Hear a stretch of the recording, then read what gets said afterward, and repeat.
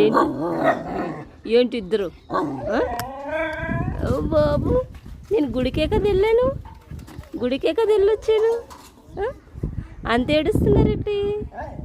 ఓ, అలా ఏడుస్తారా? అమ్మో చోటు, నువ్వు ఏడుస్తున్నావా?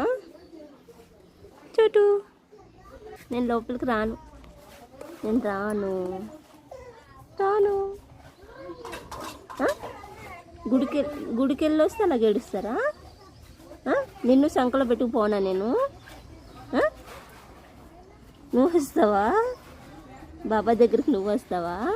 నేను రాను, నేను రాను. ఏం చేస్తావు చేసుకో, నేను రాను, నేను రాను.